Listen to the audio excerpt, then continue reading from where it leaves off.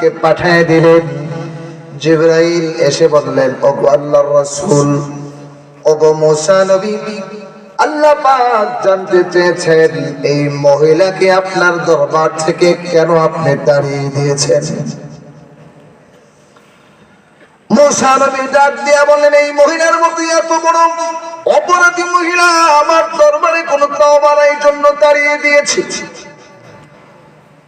ওই মুহূর্তে জিবরাইল ডাক দিয়া বলেন, নবী গো, আপনার দরবারে এই মহিলার চাইতেও আরো বড় অপরাধী আশেপাশে ঘোরাফেরা করে, আপনার দরবারে আসে, কিন্তু আপনি তো তাদেরকে আপনার দরবার থেকে তাড়িয়ে দেন নাই। এই মহিলাকে আপনি তাড়িয়ে দিয়েছেন। অত আল্লাহ,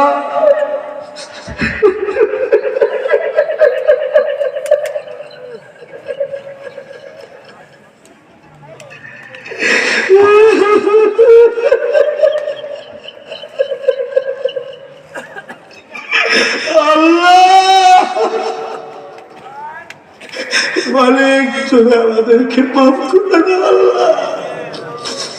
আমাদের সগীরা কবিরা প্রকাশ্যে গোপনে যত পাপ করেছে সমস্ত পাপ থেকে তওবা করতেছে, আল্লাহ তুমি মাফ করে দাও।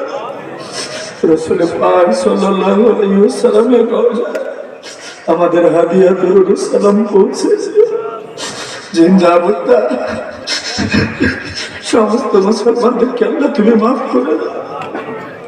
বিশেষ করে আমার সাথে যারা হাত বাড়াচ্ছে, অনেকের বাবা মা দাদা দাদি ভাই বোন, অনেকের স্বামী, অনেকের স্ত্রী, অনেকের দাদা দাদি অন্ধকার কবরে ঘুমায়, আল্লাহ প্রত্যেকটা কবরে শুধু তুমি জান্নাতের কানেকশন করে দিও। আমাদেরকেও মৃত্যুর আগে মৃত্যুর প্রস্তুতি নেওয়ার তৌফিক তুমি দান করো। অনেক অসুস্থ মুসলমান আছে, আল্লাহ তুমি সুস্থতার নিয়ামত দান করো। আল্লাহ আমি নিজে অসুস্থ, আল্লাহ তুমি শেফায়ে কামেলা আজলা